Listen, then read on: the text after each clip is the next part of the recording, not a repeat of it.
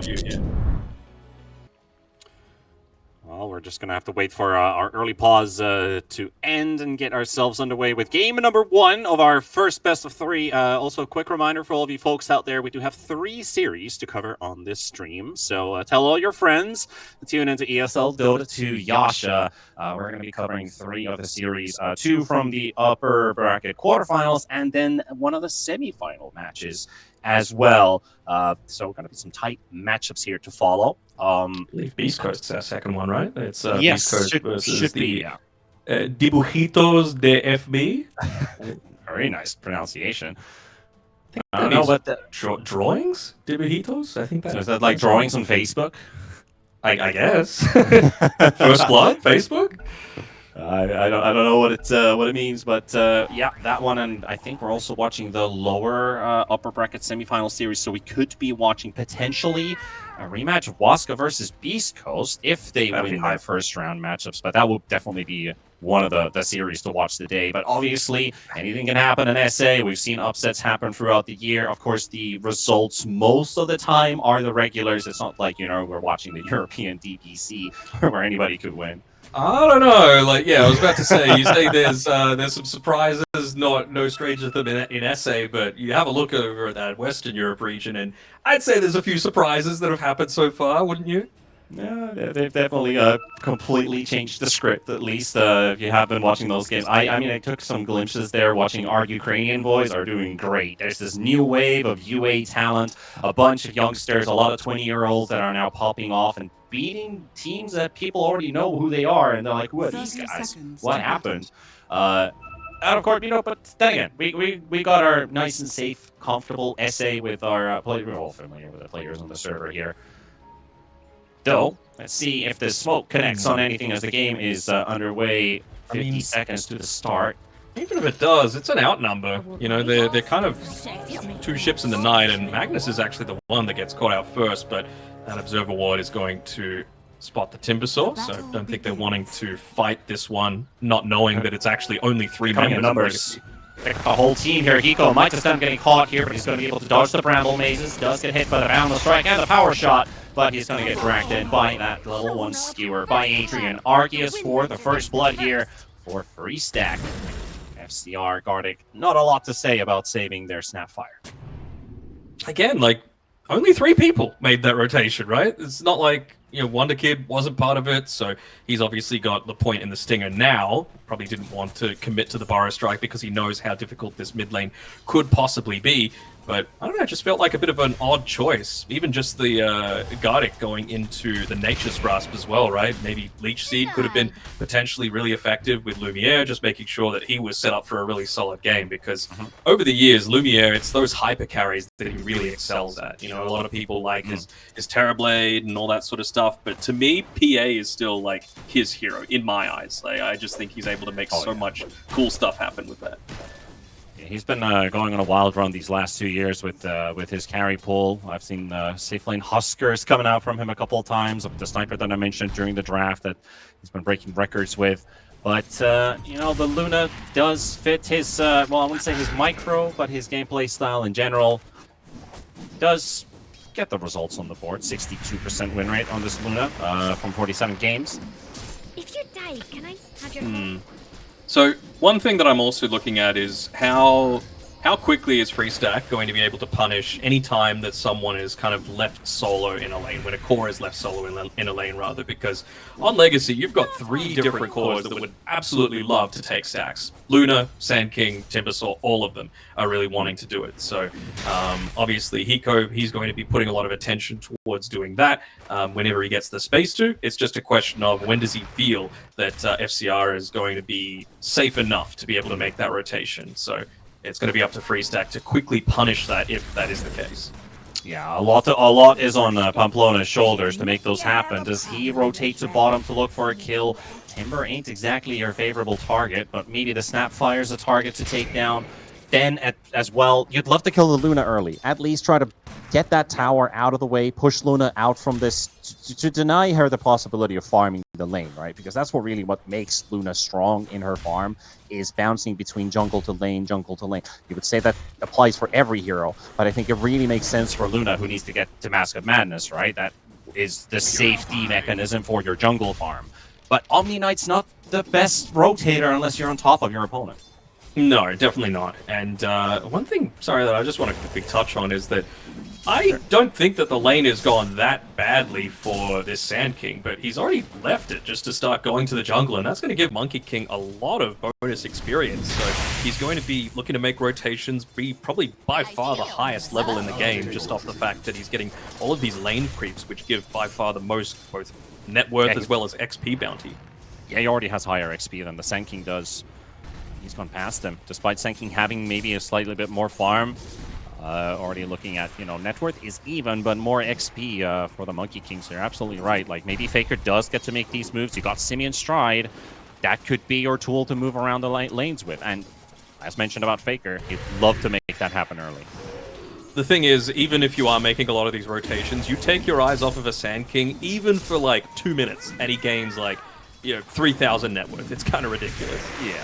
I remember I had a game on Sand King a couple days back. I played mid Sand King. I was like, we lost that game, but I remember doing more damage than the enemy Spectre at the end. I'm like, yeah, there's some fact about this hero really doing a lot of damage, even in a losing game. It's like, all you need to do is exist. That's yes, exactly. It just is. Mm-hmm. Okay, I don't mind this from Faker as well. He's going into the Orb of Corrosion, something that I don't think we see anywhere near enough on a lot of these heroes, especially mid heroes, right? Ember Spirit isn't really in the meta anymore. Obviously, the Orb of Corrosion benefits have changed, considering it's not like the Phase Boots Orb of Corrosion wand, and then you're an absolute menace. But going up against a Treant Protector, a Sand King, who's eventually going to have a bunch of lifesteal. Luna naturally builds into lifesteal as well, plus the Timber Sword. It's going to be very, very nice to be able to have that tool. Gotta be careful in the mid lane here. Wonder Kid diving under the tower. They're gonna fight it all the way to the end, but Wonder Kid is the one who pulls the longer straw. And even with one bottle charge remaining on Wonder Kid, he doesn't even get to, deny himself to the tower. He'll get to continue his farm. But just exist. That's all you need to do. Simple He's as that. even might be able to make a stack for himself as well, recasting Sandstorm. What an absolute fool having to press that again. But, even just the clever little things that he did, right? Making sure to pull the wave to the side. Trying to get Lumiere here as well with the Blood Grenade, but that is a full magic wand heal. So Adrian and Pamplona are going to end up losing more mana than they deal damage to this Luna. Maybe that's a bit of a warning, calm before the storm, because that Monkey King does end up making a rotation. Things could change pretty quickly. Not sure if they saw that on, you mentioned Pamplona, but they've got an Observer Ward already set up there by Gardic just prior to, at the North Twin Gate, for him setting that one up there. I'm not sure if they saw him place that Observer Ward down, so it would have been a really valuable knee ward to be able to have for yourself, but it might have just been out of line of sight. Half a minute difference between the two wards, so there's a chance. Odd lane. Information about it, but yeah, a bit of a chase there. They did jump Arceus a moment ago, but with the help of Austin, get to turn this one around. We get that nice 20% extra bonus damage, and by the way, that works with Power Shot, so think about that level 4, 470 damage, that 20%, it's literally 470 damage, because it takes almost all of your magic resistance away because of the bonus damage applied. That is really powerful early on. Diving top as well. Lumiere trying to get his way out from Adrian's and Pamplona's claws. Quick salve up though. Should be fine now though. He's got the raindrops. He's got the raindrops. A nice dodge there with the Mischief here, but the epicenter is too much for Faker. Or is it? Austin saves him there with the repel. But still the existing damage just lingers and takes down Faker and Austin. Pamplona can't reply. Wonder Kid's actually pinging the Dark Willow. He wants to go in. Why not? He's gonna go for it as well. Willow's got no saving tool right now. One more right click, triple kill. They gave him tips before. You want to get some more from Wonder Kid? No, not this time. They ended up getting something in response at least. The Snapfire going down, but this is why you ban Sand King, right? Like, I really don't feel like a few of the heroes being banned out in that first phase are anywhere near on the same level as this hero. It just restricts what you're able to put in that mid lane in terms of heroes by so much. And I do appreciate the fact that they were trying to make this work with the Monkey King, but it just doesn't, right? Like, Sand King, even though it might be a counter in a sense, the hero is just way too damn busted for it to even matter all that much. I wonder how many years of Sand King in the trash can we're going to see in the next nerf patch for the Sand King. Obviously, people have recognized its strengths, but it was even more busted at the start of 7.3.6. They nerfed the hero, and they gave him a slight buff, if I remember correct, right after that, and that's the version of Sand King we're seeing today. I mean, it's Gabe Newell's favorite hero, so it's got to be strong, right? Even if Gabe isn't there to say hello and welcoming to the International in person, Sand King lives with us every single game, so he is there. They're trying to get this Sand King, though, but Hiko's going to be there to save him. Austin won't be able to dive, even with the haste rune. That level 4 Omni Knight, too squishy for a T1 tower. And Sand King gets out. 3-man rotation for nothing. Nice positioning by Hiko to be able to be there with the backup, get him out of that scary brambles maze, and yeah, just fire snap, clicking him back to safety. This is the sort of thing, like, it's a kind of snowballing effect, right? You didn't have the full power treads completed on the Monkey King. He's got it coming out right now on the Courier, but because of those couple of deaths that he had previously, you know, it's just resulted in a lot less for him. Even just a Whirlwind being used by Argius on this bottom side of the map, it's not going to be all that effective against a Timbersaw who can just kite it out. And I feel like that's going to be a pretty useful tool to have, right? Like, you've got Sand King who's going to be able to burrow strike away, or you've got Tree Protector that can just overgrowth and run away. There's nothing you can do to stop that. Like, even once you get a BKB, as long as Gardic is patient and doesn't get picked off first, you're always going to be able to have a way just to say, well, nope, we actually don't care about your position 1, who's pretty much the only one having a decent game right now on Freestack. I have to say, this is a pretty cool interaction, which I didn't actually think about. But when I mentioned, like, Luna needs Mask of Madness to farm the jungle happily, you do have this Dream Protector just dropping down the Leech Seed, so it kind of works as a lifesteal in a way, keeping Lumiere's Luna up to be able to take these big stacks. I think she just farmed a quad stack on the easy camp to get herself pushed forward. Hiko is on a dewarding mission here, but he doesn't have the vision, and now Pamplona and Adrian just show up. Doesn't get himself on the reward, but yeah, it's the deward, and Faker's here. Oh, I'm sure Faker was saying, please, man, let me get this. I need it so badly. He'll take the Empower instead, and maybe even... hold on. Fighting for the rune, which doesn't actually spawn in the top half. Austin will go down, and an Invis rune is waiting, which Faker seems like he's going to be able to get to first. You would hope so. 10 minutes. Seems like he just wants to make the most out of that Empower. Yeah. Get the farm while he can. 10-minute blink on the Sand King. Wonder Kid really wants to be the one to push the advantage against Freestack. They were the ones who were supposed to dominate early on, and now with this Sand King really getting out of hand, that Blink Dagger is just gonna... I feel like if he doesn't die, Freestack are shut down on their side of it. Yeah, I don't even know if they were, like, meant to dominate early on. It's just that they had to. Like, that was their chances. Yeah. So the fact that they haven't is pretty dire for them, to be honest. Like, you're even protecting this siege creep in the mid lane, so even though they don't have the greatest tower push right now, it's going to be assisted so much by the siege creep just existing. Just exists, that's the strat. Sapphire ulti into the blink stun from Wonder Kid, catching to Faker down. Austin has to run away with a repel, and he's going to get caught by the overgrowth of the Tree Protector. Waited for Omni to pop it, throws in the ulti as a counter, roots him on the spot, mid-C one down. It's all legacy, baby. 3K lead. They're saying, this is why we should have been the invited team. We want to make sure that we let you know. It feels like it, right?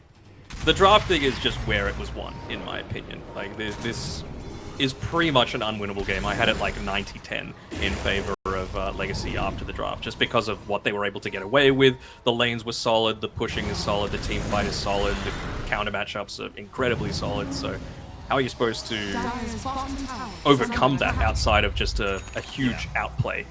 And that prediction coming even before the game had actually started. Now execution-wise, win probability shows 78% for Legacy already. So you're both agreeing. Faker gotta be careful. Well, I think it's a bit too late to be careful, actually, because he's gonna have to drop the Wukongs here, and Wonder Kid, he'll just drop the maybe they can kill the Sand King here. Faker does live through that, and Gardic gets taken down too. FCR, he's a bit late for the party here. No one saw that. No one saw that. They get 2 All right. for 1. The cost They of their wanna Omni fight. Knight support. That's a bonus. Oh, and he's got that regen rune still, so he's just happy to go on in. Get done here. They do throw out the Terrorize. Get the Timber Saw away from Arceus. Oh, Link Skewer, but who's going in FCR anyway? trying to... It's like, who's pushing who? You got Skewer, but I got a Timber Chain coming in at the same time. Faker, no. he just respawn. No, he doesn't really respawn here, but dropping low.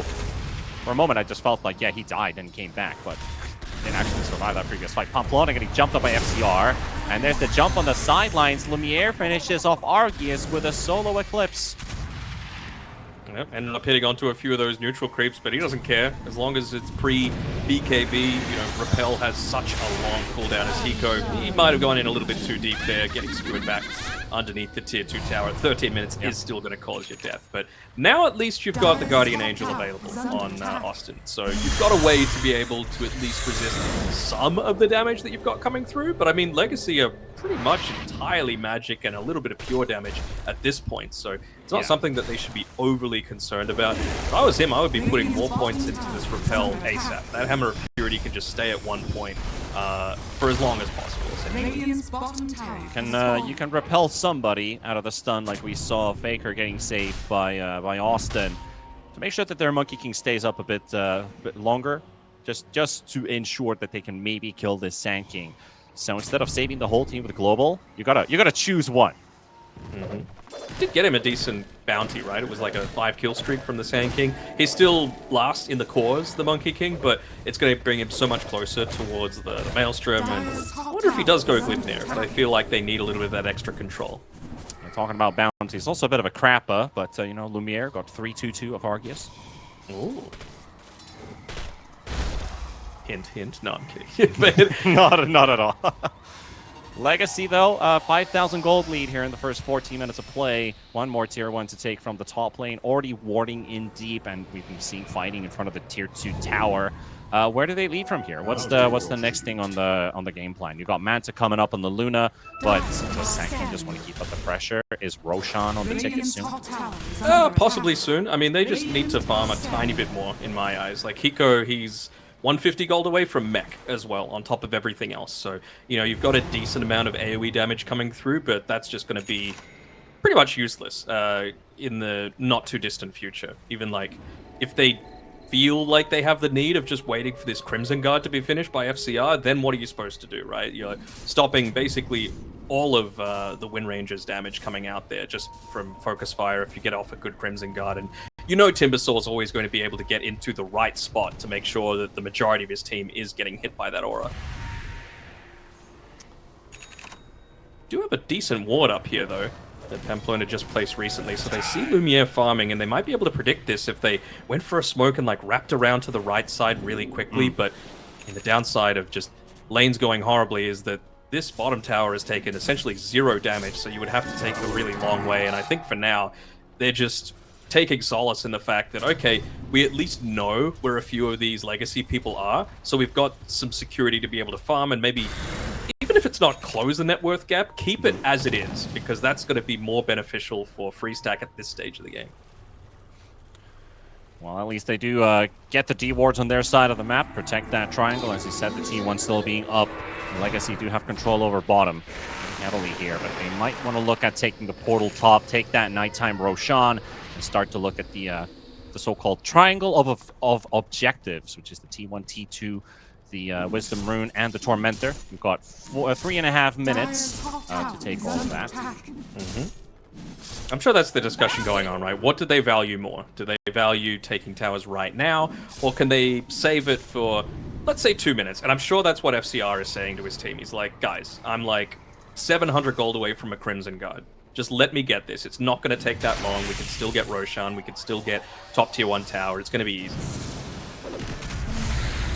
We've got the double Maelstroms up, but Faker is going to get caught in the top lane. Big Mortimer's Kisses on top of it after the cookie stun.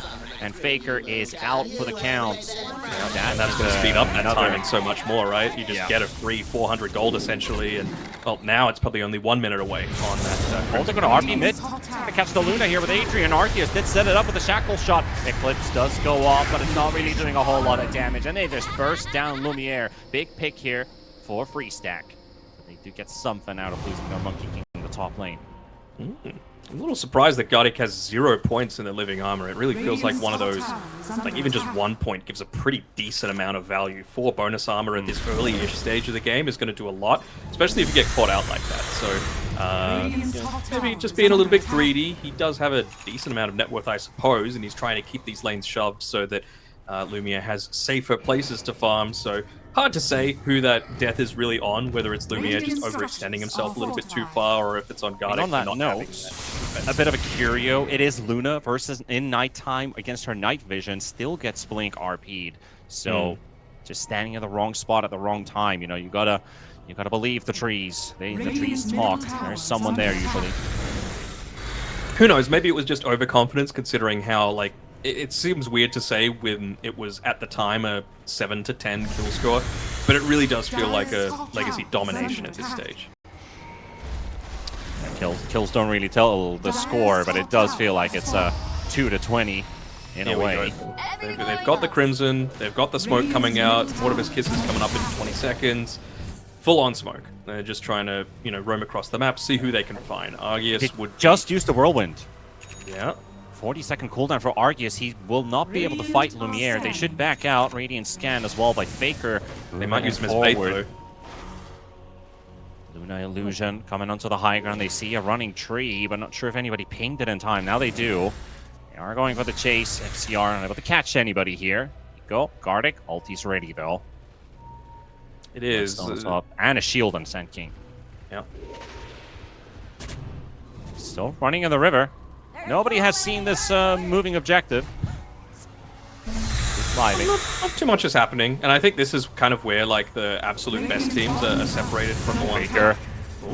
Well, I mean, he did walk into the enemy hands, so he's instantly going to pay for his transgressions. He's going to have to drop the Wukongs here, but he's gone. Adrian just dropped the RP, skewers the Luna into the arms of the rest. They do get terrorized as well. The cookie save as well. Argius, he's got another whirlwind, but can he kill the Luna? I'm not sure it's going to be enough. He does get the stun on the Luna backline, but they will lose Gardic. They're losing Austin too, and only one gun from Legacy. FCR chasing Argius, forcing him away. Adrian being followed by Wonder Kid, but they want the Wind Ranger.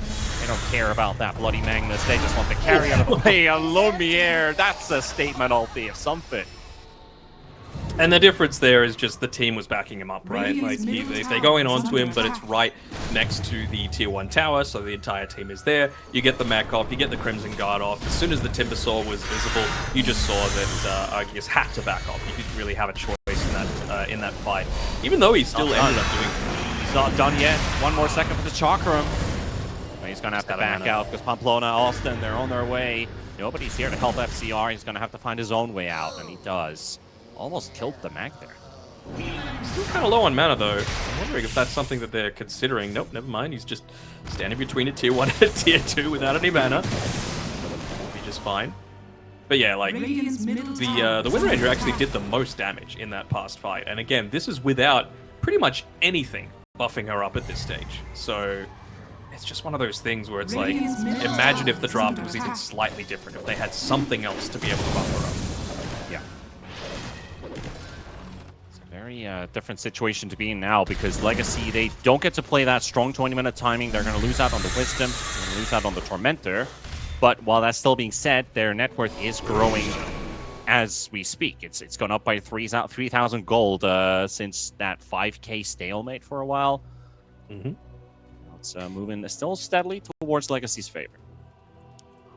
I have to wonder how much this BKB is actually going to do for Sand King. Because, like, a lot of what they got really doesn't care about BKB, right? You're not dealing that much magic damage outside of... I guess there's a little bit from, you know, the Glyphmere and stuff, and the Bedlam as well coming through from the Dark Willow, but I would just prioritize armor, honestly, for this Sand King. You know, maybe going into the Shiva's Guard would be a little bit more beneficial. Just providing even an extra slow could be really nice for the entire team. Hell, just the Veil buffing up Timbersaw's damage on its own is super value. Stack, what's on your agenda right now? You're gonna need that BKB up on the Monkey King. Could be a game changer. And of course, the Gleipnir needed for this Wind Ranger, but Argius has finished that BKB. We've seen that 9-second being used in the previous fight. We'll smoke up. We have info on FCR, but nobody else. Wonder Kid isn't there at the moment, so they might be able to catch them out with like a 5v4 situation. He is slightly starting to move down towards the rest of his team. My man is farming. Yeah. He's Not not interested. start. This could turn out quite well for them. They don't have any observer wards placed down outside of that really bottom See the one. Monkey King coming in. Faker gets the jump in. Missed He's definitely everyone. the Boundless Strike too, but the timing's a bit off. The Wukong's is out there, but Roach is only down to 5,000 HP. And now Sand King is here in action. Luna being chased by the Wind Ranger. Shackle shot thrown in. Hiko will go down. He will buy back instantly. They have spent it quite a bit here. RP is still up, and here's the epicenter. Paplona down. Arceus, he's gonna need some backup. Adrian's looking for an angle, but the tree is looking for him. He won't get in time to cancel that blink. The RP lands on Lumiere. The Eclipse is still there, and the damage. Oh, the triple! Wonder Kid, and he turns it around. FCR for the triple, and Legacy to clean house. It's a full-on team. Oh, baby, boy. a triple. That was just coming through there with the triple stun. I mean, you also have to consider the Bloodstone having that aura increase, right? Like the extra AoE bonus for stuff. Like the Sandstorm, like the Burrow Strike as well. That was the fattest Burrow Strike I've ever seen in my life. I thought maybe 2 people would get hit by it, but all 3 got cleaned up. Oh, yeah. And also, like, just got the Eclipse off, Sand King times it perfectly to get in there. And I was just watching, like, half of that fight. Gardic is looking for Adrian. He's running after him the whole time. He's skewering around. He's still chasing him. I was like, does he get in time to punch that that Magnus before he lands the RP? But he does get the RP off. Doesn't matter. They've still got their own teamfight ultis left on Legacy to turn things around. But now, that's a play of something. The Hurricane fight to cancel the skewer. Another Wukong's command, but against Prince Guard, that is not going to do anything. And Faker, he might even die here. That repel's going to wear off now. And Wonder Kid lands the stun as well. Faker, he's got no way to get back to the fountain. He's gone for 40 seconds, and that's going to be definitely a lane of racks. I would be calling GG pretty close to this, right? feels Because like now your base is open, and you know what happens when you've got a Luna with an open base. Those waves just start bouncing around. You can't mount any kind of defense.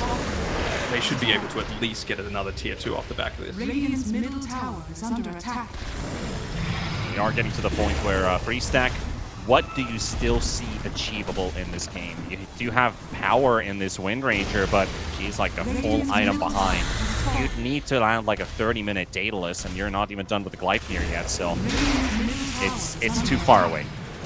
Or like a 5-man RP, but we've seen 1-man RPs at best this game so far coming out from Adrian. So it's the sort of thing where this is the issue that I was saying, right? Where, hold on, if they're gonna go, they need to do it now. Otherwise, those glaives might even just interrupt your blink dagger. Yup.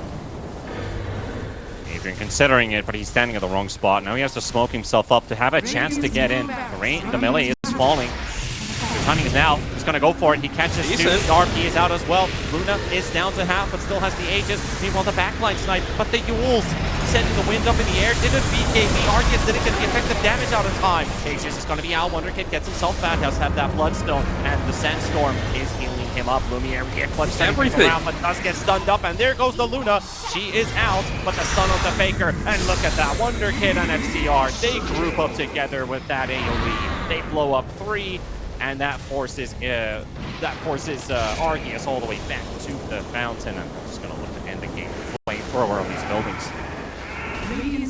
Nice little bonus there from the Tormentor that FCR was able to get. But yeah, like, you just saw how much they had to pop just to kill the Luna, right? And this is what I was talking about with the Magnus pick overall. It does feel a little narrow focused, right? Unless everything goes off perfectly, Freestack aren't winning these team fights. And you got to say, that was pretty much perfect, where they were just able to get to this point. But they were, I want to say, 18k net worth behind prior to that fight, so you just don't have the sustain to be able to, even under your own tier 4 towers, stop a Timbersaw with all of his items, stop a Sand King with all of his regen. Now he's got a shield rune as well to just make your life even more challenging.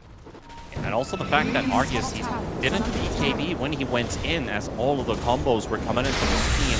Just got pulled up into the air by the Snapfire. That's an effective 3 seconds gone. That could be your RP duration. You're just spent flying in the air doing no damage. If they did do those 2 things at the same time, Freestack would have been kicking themselves really hard. It's like, well, we used all of our spells for nada. Yeah, and that's actually something I wanted to highlight prior to the previous fight, not that one inside the base. The fact that Snapfire went for this Yule Scepter, I said how valued either a Shadow Demon or a Nullifier would be. I mean, Snapfire on its own feels pretty damn good too against all this stuff that can just get dispelled. See what they can do here. Wukong pushes out the Luna. All right, comes one out as well. Does have a bit of protection. 1300 HP from Lumiere. Gets the Manta off the 4-step to safety, but still right into the Wukongs. And Faker's going to keep him down. Arceus does get the kill for it, but you still have Sand King and Timbersaw to worry about. Even if you use everything on the Luna, that only slows down their pushing power. That does not stop them from winning the fight. They see the, oh, man, I was about to say they see the Magnus TPing in, but he has to end up cancelling it. He's just going to go for one more skewer back, but... Yeah, FCR's immortal. He hasn't died this game at all. He has 4,000 HP with an Infernal Shroud. No matter how many casualties you give away, you have the physical damage to even kill this guy. Buyback from Faker. Adrian does go down to FCR. FCR's only down to 2,000 HP. Look, he's regenerating 72.2 per second. 79.4 per second. Yeah. Back to full pretty much at this pace, yeah. He's back to full. He's got a Total Shroud. He's got a billion magic resist. He's got a billion damage block from both reactive armor and the Crimson Guard. It's just way too much to have to handle. And yeah, I think durable Dota wins games, and that's absolutely what they've got in spades on top of all of their damage, on top of their really solid lanes. It just feels like the cohesion is just a level above at this point. The only player on the server as well who hasn't died a single time. 19 KDA for this Timbersaw. Luna is back in action. Lumiere is going to join them with the push. Here's 10 seconds for a BKB. RP 30 seconds. Wukong's is up, but Monkey's still gone for 30 seconds. Lumiere, he could just end the game during that time. Now, you've got BKB and Focus Fire back up, but well, they're just going to back off completely. Although, fake back. Take back. He's ready. Waiting He for his gets the Omni opportunity. Knight. Like, Austin is the one that could still save this for the team, and then the rest just have to do enough damage. But the Ancient is exposed. FCR is just baiting himself on the front lines here. He's got an Octarine coming on the Courier. You got to do something, and you got to do it now. A lot of time to think. They're going to go in. They got the stun on Austin's Omni Knight, and he's gone. He never gets the land back on the ground. Adrian, he gets the nice the Yules. skewer off. The Yules again from Hiko. Saves the life of Lumiere. There goes Adrian straight to the fountain. They're toying with it Hit too. the Ancient of it, but look at Wonder Kid. I mean, I guess you could just say it at this point that there's not a lot to do. They'll try to get them in position to fight, but he went from 1 man to 2 man to 3 man, now to a quad Burrow Strike. So, ending the game is done. Like I was saying, those Burrow Strikes looking thick, T, as they're just able to get a bunch of heroes every single team fight. This was a combination from start to finish. I mentioned the fact that once it got past the through every single game. And Alchemist still having that Alliance logo in that mask, that is also past, you know, we don't have that same logo anymore. True. Something that struck my eye instantly when I saw, you know, they announced their Dandelions roster. It's been in the works for quite some time, but I saw that Alliance logo, the iconic esports logo out there. But memories indeed. Two teams spoken up though, and some deep warning here. Gardic does have the one for Legacy. And Freestack going for a bit of a scouting run, pretty deep with this this Cliff Ward here on the south side of the map. They should know that this smoke is going on. They've got the defensive cliff ward on Freestack, so that's going to see the fact that the Watcher was taken. They should know exactly where they are right now. So Faker is just hanging around the tower. Might enable them to make a bit of an aggressive move themselves, and Lumiere and Adrian actually just battling over the bottom Watcher themselves. So no mid lane ward, huh? For Freestack. They've both used them both for stopping a gank defensively and trying to make one happen themselves. But I wonder, how affected were they by game one, where they felt like they needed the... Can you even call it the cheese? Like they just needed first blood to be able to get onto the front foot. I think they should have confidence in this draft. This is a good draft by Freestack. It absolutely is. And I guess you got to be happy you don't have any skill shots here on this DK hero. So all you need to do is just not overextend in a moment where you might think the opponents are moving into the mid lane. So with that ward being out, you do rely on, like, say you had a mid Wind Ranger, you played a Mirana or something like that, and it's just full-on skill shot. Might play a bit of a bigger role. It's a lot But- simpler draft to play for sure. It is. Absolutely is. But hey, what's the lane to watch here? I think Puck DK is going to be... We're not even going to look at this matchup. I'm looking at bot lane, to be honest. As well, speaking of that, Gardic is actually the one getting focused a little bit. Nice tree cut there to be able to make sure that the concoction didn't end up damaging himself. Nope. But yeah, it's pretty hard for Gardic this lane, honestly. Like, he's got a lot of damage that's going to be coming in very consistently for himself. Yeah. And he doesn't really get off of most of that armor that he has either. It only reduces some of the damage dealt by the concoction. Lumiere has 9 armor versus that physical damage. So that gets soaked up, but Snapfire fully magical here. So that is one of the worst things for the TV to play against. And Naga also, who has pretty high agi per level, doesn't gain benefit off of that armor in this lane at all. Yeah, but Naga's starting stats are just so busted that it doesn't really matter. Like, you've already 700 HP just at this point, 330 movement speed. Like, what are you supposed to do against this? This is, like, why the hero is so obnoxious as a support. There's just nothing that you can do to be able to contest her other than threaten the deaths. Yeah. I think you do have to just pressure up Lumiere on this TV above that Naga Siren. Just let her do her thing. Try to get that TV as low as possible. So far, CS-wise looking pretty good. Gets a couple denies off of the Alchemist too, even with lower damage. Both do have their Quelling Blades up at least. Top lane, Hiko might be going in a little deep here just to make sure that that camp stays blocked, but... Yeah, he's got his level 2. Gives him a lot of protection. I've seen a lot of these level 1 snipers versus Tusk with only headshot, and they're just desperately trying to run away. Yeah. Level 2 is a saving grace. Really, the timing for me is level 3 on this bottom lane, when Pamplona has 2 points in the Scatter Blast. Like, the damage increase is just so enormous.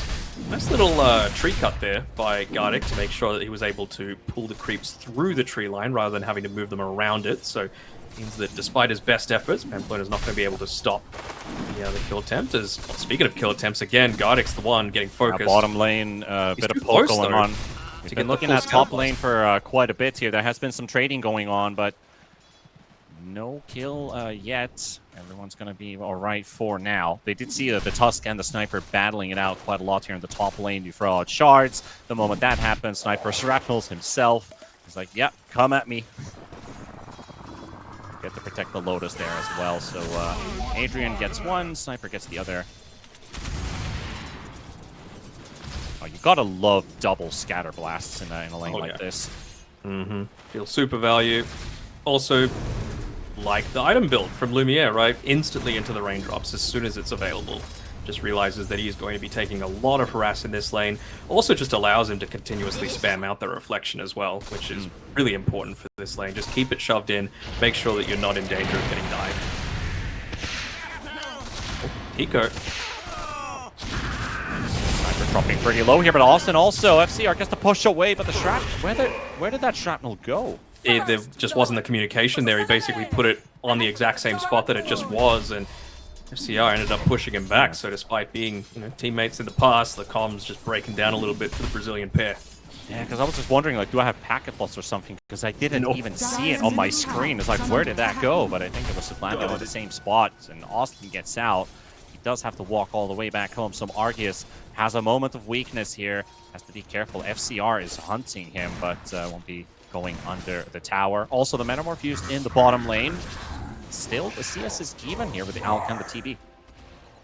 I mean, you just see the difference, right? Already the laning stage is going far better for Freestack at this point. Like, even without that kill being picked up, it was still just mid lane is like a 400, maybe even 500 net worth advantage to the DK, just because what's this Puck going to be able to do? You're really heavily focused on a lot of this individual harass, but just can't really do too much against it.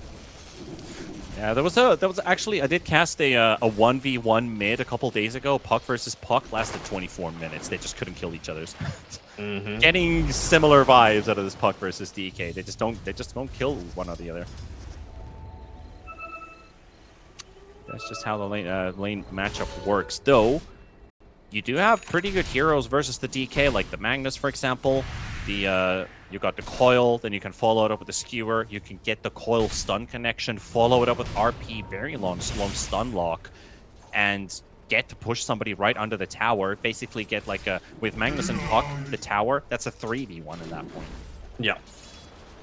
Also, I'm hoping, I don't know if the bug still exists, but I'm hoping for his sake that Wonder Kid doesn't have the issues with the changing. Oh yeah, the fastest waiting rift. Yeah, the waiting rift breaking the phase shift. Top Careful with lane. that top lane, huge damage coming in. Hiko is down. FCR does have the skewer, should be able to run out of this one, but he's going to take a lot of damage before that skewer ever goes off. He pushes the Tusk under the tower with him, hoping for a return kill. He's got the shockwave ready. He'll get this one. Argus was able to get close enough on Pamplona because of that skewer turnaround. Pamplona knows he's got this one. Telling you, Snapfire, it's a very fun hero to play as a support as well. It's not just really effective, but you know, being able to go for those long-range snipes always feels great. Just break out the AWP and you're good to go. Yeah, I'm just going to repeat myself. Why did people ever pick Ricochet as hero? Don't know. Bot lane, got it. Getting a focused a weird little phase. bit, but again, just so fast. You Yeah. just don't care about all of this. You just shrug it off instantly. Yeah, Alk is on top of Networth right now from the offlane position. He's Going got for the another kill radius up lined top. into the pipe. See what they can do here. Got Tusk ready on the side. Pamplona a bit far away to throw in that cookie, but they don't have vision. Yeah, and it's a little bit too deep. I think they missed their opportunity. They kind of had to go on to Hiko, especially with Pamplona there, but now that it's next to the tower, the kill opportunity's gone. Yeah. Teleport straight back to bot. That Wonder Kid rotates in. Adrian silenced up here. Gonna get to throw the concoction out, but he won't be tanky enough to survive the damage. Lumiere will get the last hit in for the Terrorblade to get his first kill. Good timing for it too, because you know they're picking up Wisdom Runes. Mids have the key to utilize that 7-minute rotation to their advantage. I think it was Faker actually that ended up getting the Wisdom Rune for Freestack as well, so he was well out of lane. I guess being picked up by the Observer Ward that they've placed around the triangle for themselves. Yeah. Wonder if they might even look to yoink away that hard camp as well. After they ended up getting rid of the Observer Ward, but not before they get the information Could that they they need. kill? They kill with that info that they picked up. Pamplona dies to the shrapnels. Right clicks from Wonder Kid. Making it 3 for 3. It's still even between the two teams, but we're definitely seeing a ramp up in action after quite a lot of minutes without any kills. And now we're getting to the true SA fashion. Damage as well. Like the fact that Adrian didn't just give up that camp, they ended up taking it away, and it's being pinged out right now by Wonder Kid saying, "Man, that was supposed to be my triple stack," but you know they're not going to be able to get anything for free. Of course, they are still a solid team. Free stack, not going to leave an opportunity like that just for them to be able to take. Yeah. They really want to push down this this tower, but it's only going to be chip damage for now. Austin, nice shark block, but Hiko's got an exit out of this one. Baker moving in, looking for the stun, but they're just going to save Austin with that cookie. On the other side, actually properly getting to fight each Radiant's other's. top tower is under attack. Tons of movement already. It feels like Freestack is, they're much ready. Sorry, they're readier. That sounds like a very weird word to say, but it feels like there's so much more ready compared to game one with all the movement. But Running they out of also are chemical getting rage. ran at. Yeah, Adrian does have to fight guarding and Wonder Kid. Snowball. Oh, nicely break done. the foil. That is a really good move there. But still pulled in with the waiting rift. Alka still dropping. A lot of Arceus damage. turns around with the Eclipse. That is a level 3 Lucent Beam bombardment. And Lumiere gonna have to run away. Hiko, he's got another shrapnel available. Wonder Kid with the AD rune. They're gonna look for Austin. They'll get a kill out of this. But it's not the Alchemist that they wanted. Adrian is still going to be happy getting out. Austin bites the bullet. Yeah, and a lot of people go down the greedier route, but I like the fact that as an offlaner, Adrian's just saying, you know what, I don't need the Sacred Relic at this point. It's not really going to help my farm all that much. I just need to make sure I'm living so that I'm not giving up a bunch of unreliable gold. I'm able to get into this Radiance a little bit quicker. So the fact that he bought the Talisman of Evasion as soon as it was available, that probably ended up saving his life. FCR cutting waves, but finds himself around 3 heroes. Can they kill this one? Austin, shards available, could just block the Magnus out. His skewer's on cooldown for 10 seconds, but Wonder Kid coming in from the side. Shrapnel's coming out as well. There is the Mortimer's Kisses flying in. Faker and Arceus will take down FCR and Wonder Kid. The Assassinate, not enough to kill the Tusk, and 2 kills going for Free Stack. They now have a small economy lead. They're still not done. Moving at the top, Lumiere did come through the portal here. Actually sticking around with this? The tower's at 350 HP. I wouldn't be surprised if they just try to rush it down. I mean, Faker's still here. Still got half duration left on that dragon form. I'm surprised that they've backed off entirely. They had the outnumber available to themselves, but maybe just putting a little bit too much value into the Mortimer's Kisses, having a lot of that extra magic damage to be able to deal with a TB, where Lumiere, he's getting a pretty decent amount of farm for himself at this point. Think about who has the better ulti, but of course you have to think about the situation where it happens. But you look at 6 Sniper versus Snap, Sniper 6 and Snap 6. Obviously, Pamplona gets a bigger benefit out of it. We just saw great Mortimer's Kisses and a very underwhelming Assassinate that doesn't even kill the Tusk. For sure. And it, like AoE damage, it has a slow aspect to it as well, so there's lots of little things that just make the Snapfires feel really good. Snapfire is the sniper. For sure. I'm you, but better. That could change in a due time. We're going to need a bunch of items on this sniper to make this sniper support viable.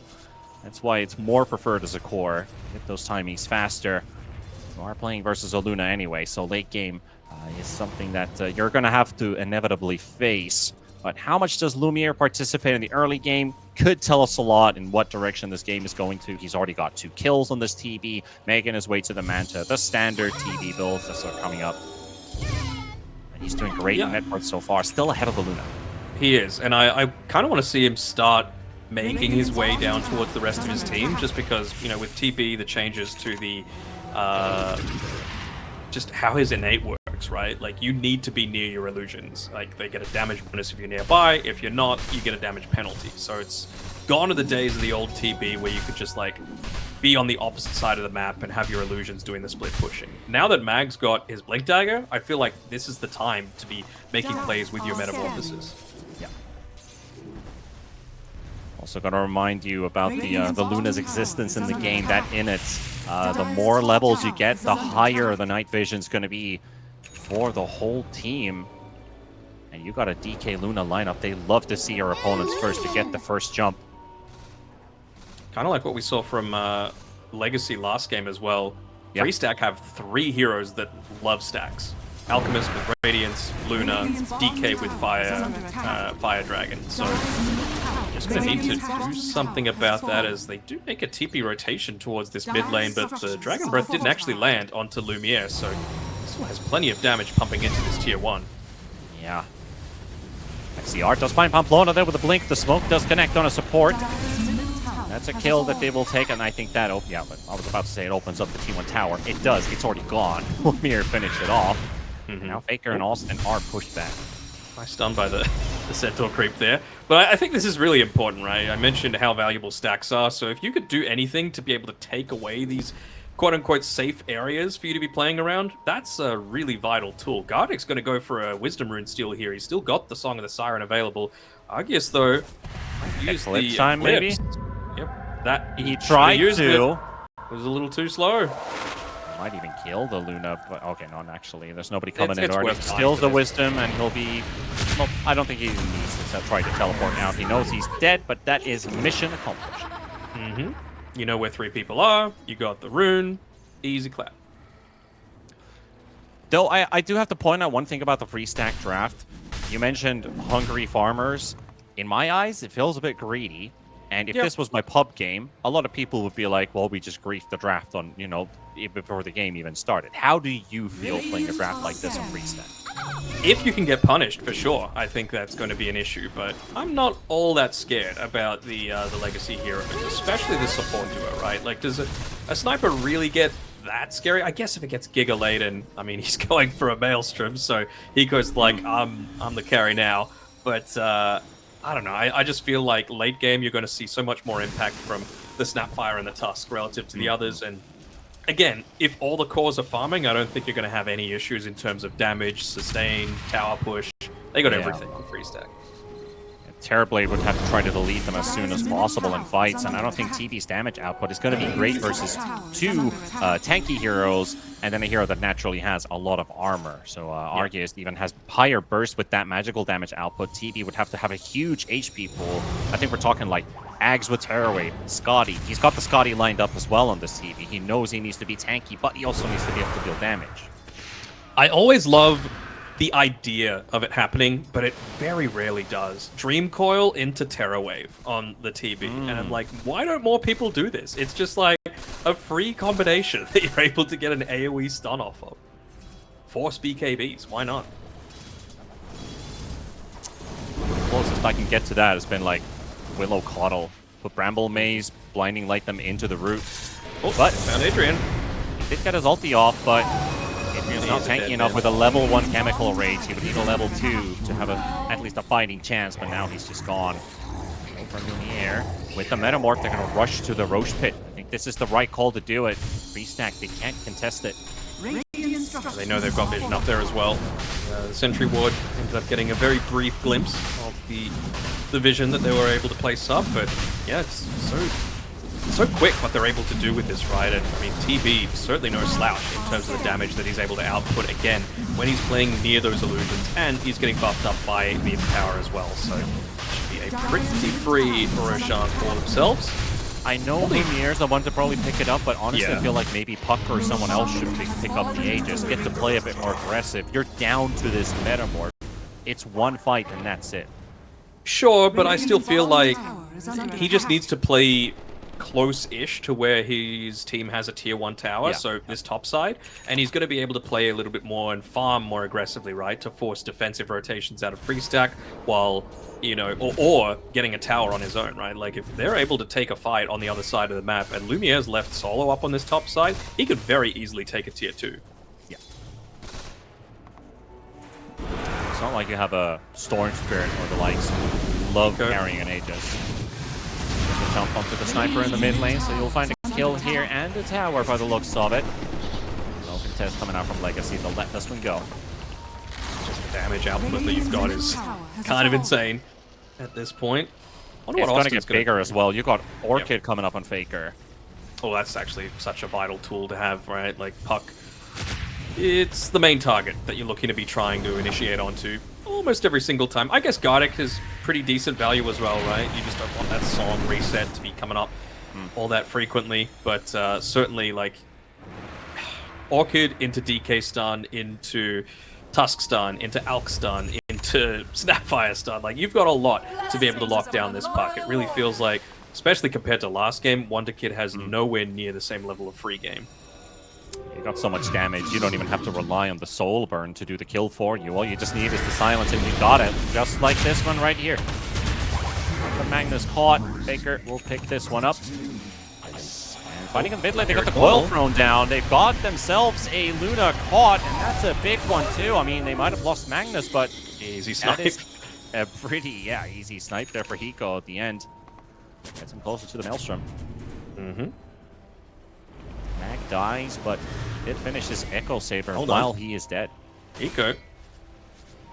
The Faker is actually the one that's a little bit too deep here, although backup's coming. And who's the one in trouble now? Adrian getting stunned as well by the reel-in at the same time from Gardic.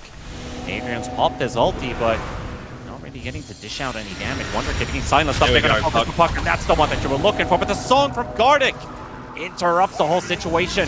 There's only an orphan throw in. Alk is stunned up once again, but they want Faker out of the way first. This DK is dropping low, drinking, but he's thrown up by Austin, but it's not going to be enough. And Wonder Kid, he sacrifices himself to go and keep it FDR, coming from the RP as well. Adrian's going to be dropping here to Lumiere and Gardic, and maybe even more. Freestack. They might have lost more than they bargained for. Pamplona, they cannot cancel the TP. The Assassinate will fly in onto Austin. Down to 200. Just one more blink from the Magnus. It's ready. And there we go. The Echo Saber smacked in the face. Snowball comes out, but they'll leave this one for Lumiere. And in the end, perfect timing too. Metamorph just ended as he threw in that last right click. Yeah, to me, the mark of a good TB player is knowing how to play around your Metamorphosis, right? Like, you can't just use it for team fights. It needs to be team fight into push or bait into push, or like you just can't wait. You got to be trying to use it as much as possible. And I feel like Lumiere, I mean, it just goes to show you've got more net worth than a Luna. You've got more net worth than a splashing DK. You've got more net worth than a freaking Alchemist who got a pretty early Radiance as well. Man knows how to play the TB incredibly well. Yeah, Can he's they got more even- kills than anybody else. Can you even yoink away this Tormentor? Maybe it would be a little bit too deep. I think without the Metamorph, it feels like maybe it's unnecessary. He bought the Demon Zeal as well, so just giving himself even more of that reduction in downtime. Thought Hiko might have been a little bit too deep there, but again, Lumiere, he's doing everything. He's kind of like being the bodyguard as well.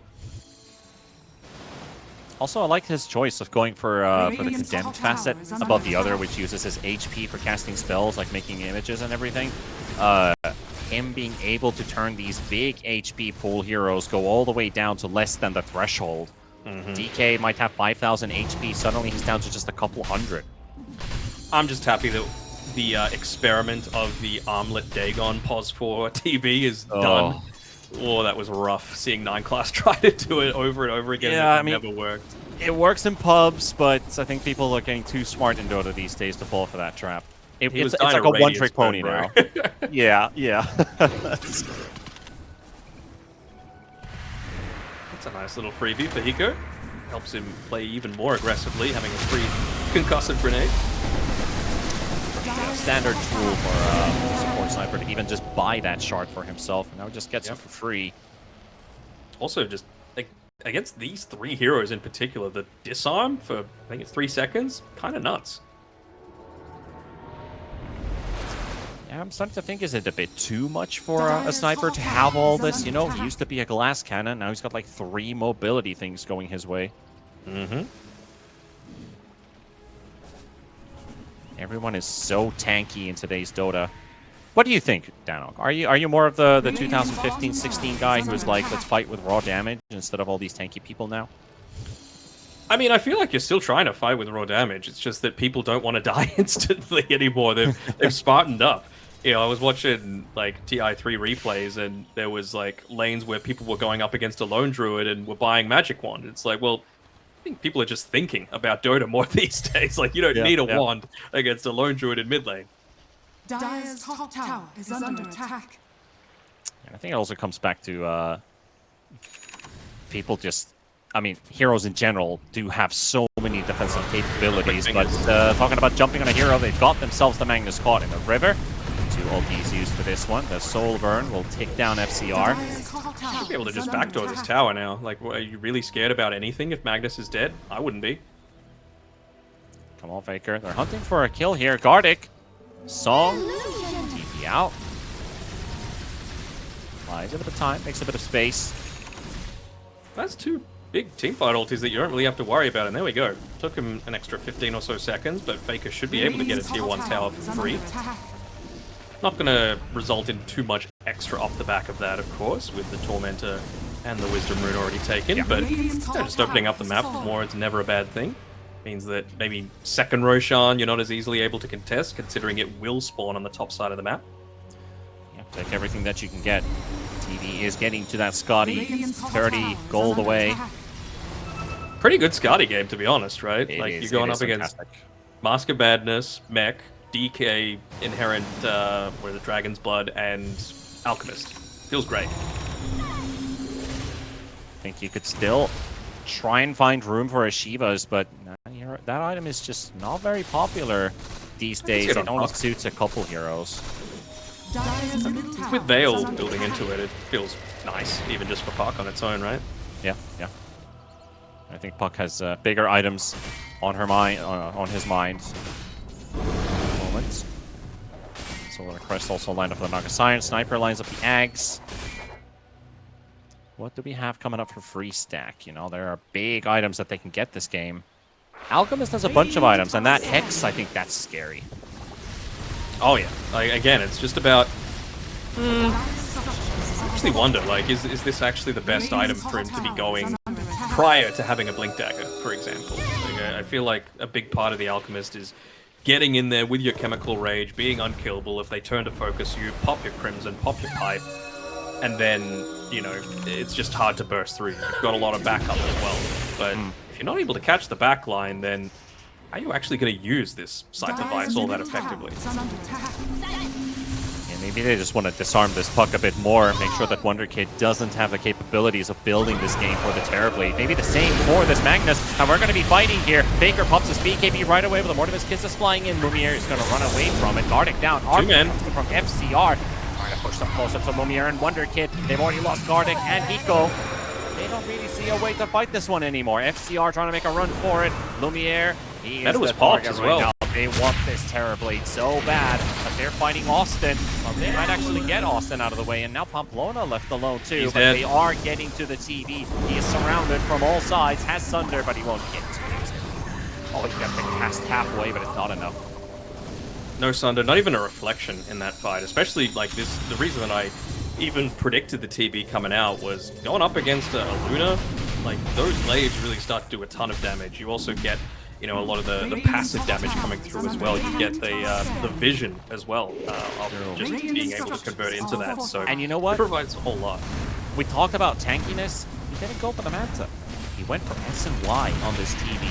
I've also played like maybe 250 games of TV, and I see sometimes there's like this 15-20% chance this is better for an S and Y game. Because he has that Orchid plays an even bigger role for this DK against that Terrorblade. Sure, and I don't necessarily hate the S and Y choice just because you're going up against a lot of stuns, right? And I guess he's saying, look, Manta's not going to do me any good if I'm just getting stunned 100% to zeros. So Yeah. given that it's the only thing in the game that still has status resist, I'm totally on board with him still like opting to go down this route. It's just that it was a bad fight. You know, people got caught out of position. You had Naga Siren, who was kind of playing on the front lines with Song of the Siren still 40 seconds off cooldown, and they continued to commit to the fight despite the fact that, you know, they were the ones that got caught. I think it was just a poor fight choice. Yeah, I mean, I love the S and Y. If it is the right game for it, this is definitely one of those. But it also means that do you have the room for the BKB in your inventory anymore? Have a look at this. Like, they're kind of having a bit of a standoff here. Gardic's in the tree line behind, and Austin might be able to find him. They do. Hello? They find the Naga Siren. He was there just trying to get a bit of information. Yeah, Pamplona's not going to be able to stop this, but it means that he TP's back when Roshan just respawns. I think Legacy were trying to force someone back to this mid lane as well. I mean, Lumiere's here. He's pushing, forcing the cliff. Yep. So what do you do now? Like, do you commit to Roshan? Do you defend the tower? Are you really that worried? If, like, they don't have any reposition themselves until Tusk gets into an Aghanim Scepter, and he's ages away from that. Roche will go down in time, but they did force the Luna back into the base for this one. Now Arceus teleported to the outpost, joins the group. They could have taken that tier 3 very easily. I feel like they've missed out on a big opportunity here. And now that it's already taken, yeah, he's moving up and looking to put a little bit of damage in onto this with his illusions. Is someone going to TP back to be able to deal with it, though? He's getting it. They're kind of taking it for free, T. Here we go. Eventually, a TP comes from the Alchemist, but a little too late. Oh, the Crimson Guard, yeah. Oh, it's doing no more damage anymore versus that Crimson Guard. So 61 HP. That's like one catapult hit away from dying. Faker spotted in the lane ward. They see the DK. They're TPing in. They want to catch this Dragon Knight. Lumiere has to get there in time. Faker trying to teleport out already. You need to drop a coil or something, and they will. That is Faker's escape cut down. Lumiere will take him. Gone for 70 seconds. That's a very long time without your DK. He is level 19, the highest level on the server. So maybe that allows him to get the waves pushed out far enough and then follow up with the smoke. I'm curious what Legacy wants to do because there is that Aegis you have to play against. And Arceus is huge. Very greedy play for him to be out there, right? Like, you yeah. know that two of your teammates just TP back to be able to deal with the push, so it gave Legacy a lot of information. This is like, information to me wins Dota, like 99% of the time. And, you know, just forcing the enemy team to make a decision is the most effective way to just put yourself in an advantageous spot, right? By pushing, Lumiere, even though they lost the Aegis, force 2 TPs, they get a quick pick off, you're not getting benefit or as much benefit out of this Aegis. Oh, yeah. It's like a 200 IQ, you know, Lumiere, Faker's thinking, if he can do that, I can do the same thing as well. And no, it doesn't work that way. No. Especially if you don't have Manta. Like, if it was a Manta DK, maybe. You know, you just leave your illusions there to do the farming, but not yet. Not even close. Gotta say, though, Adrian might just they are be the reaching hero. a few big timings, though, aren't they, too? Like, Yeah, close to the Bloodthorn, I think, on the DK, close to his level 20. Luna's almost got level 20. She's got the Kanda finished up now, so that plus the Moonglaive fired around, that is going to be a huge damage spike coming up for Freestack. It does. And I like what Free Stack, they have the freedom because they have so many damage dealers. It doesn't hurt them that much to send somebody back into base to defend against the TV illusions, to get a push going all around the map. Even if they don't have their illusions of their own, they can just always send a damage dealer to do that for them. And maybe it has to be Adrian, because that Crimson card, we just saw how effective it is versus these TV illusions to protect their objectives. Now, with the smoke, hoping to find somebody in the bottom lane. They're doing a good job with these illusions, though, right? Not just Lumiere, but also Gardic, just sending his illusions mid, using the deluge from afar, cutting the waves, making sure that they're not actually able to put any pressure onto a lot of these towers. I think Gardic saw the Radiance burn, though, on the creep, so he knows that they're kind of hanging around, and they're just going to reveal themselves. They've only got a minute, 45 seconds left on this Aegis, so I think they want to try and make the most out of this timing while they got it. Also, talking about this Naga Siren and Guardian in particular, how irked are you about the damage numbers on Deluge? Yeah, Why is it 338? 10%, level 10 is why, but it feels a little annoying, right? Like, just be a round number. Dire's top tower is under attack. Argia's getting to push the bots here too, while Lumiere is already sieging another side lane inside the base of Free Stack. They want to use this Aegis for the high ground push. FCR already reached this one. The Manta comes out, but it pushes the right Luna in. The coil's there, but this guy deals so much damage. FCR with the help of Wonder Kid, gonna have to back out a bit. Now they're gonna catch the Naga Siren. Guardian gonna get silenced up, and he is gone. Another ult from Lumiere's Pamplona. ratting. They want to try and rush these buildings. Lumiere, yeah, he's ranting at the same time. He's already gone through the tier 3 tower. Guardian coming with the buyback. They want to try and fight this one. Smoked up. FCR still has the RP. They're all stacked up here, but they need to get the Aegis out of the way. The melee racks will fall. The range is gone too. Lumiere finishes a lane of racks by himself versus the entire team of Free Stack. And FCR will get a tier 3 as well. And so a TV stronger than 5 with 3 damage dealers. Hello. Yeah. If no one deals with him, again, he was not putting his body up there unless they were full on committing to the team fight, but staying just close enough that he was still giving that Dark Unity innate ability buff, damage buff to his illusions. Very, very nicely done. And again, it feels like while you're at a disadvantage, you're getting an even rate. RP is thrown out as well. They do get to save Adrian, but he's getting reeled in. Austin goes down to the damage from Wonder Kid on FCR. Committing? What? Committing to this fight as well. Puck goes in, silenced up, stunned, dead. And that just takes away the team fight from Legacy right away. Puck, yeah. Just too aggressive. Doesn't get the chance to even cast the Yules.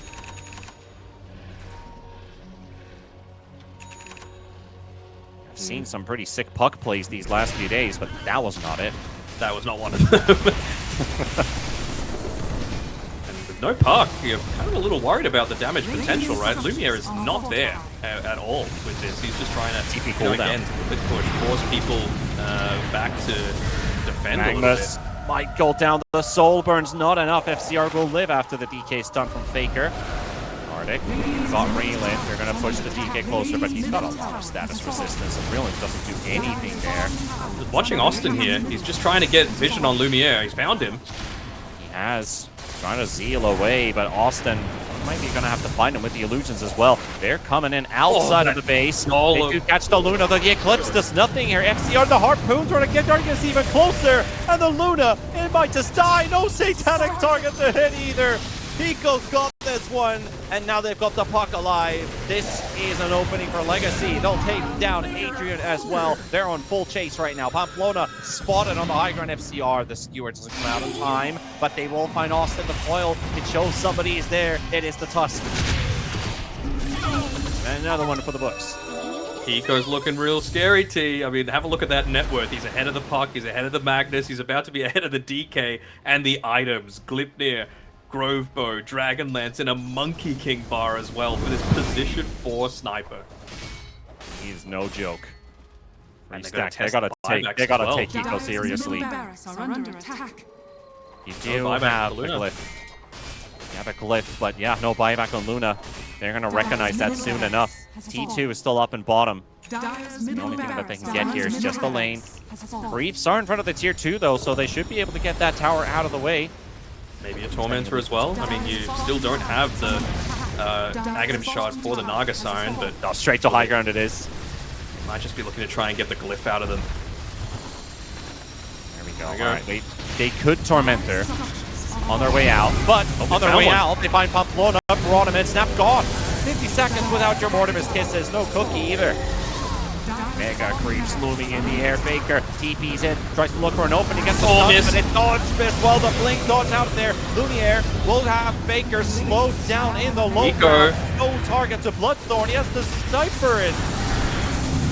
Nova has the Thunder, needs to get it off the RP. The Thunder out. Austin is out. Faker gone. Arceus will melt, and that is good night. 3 stack. Lumiere lives with 100 HP.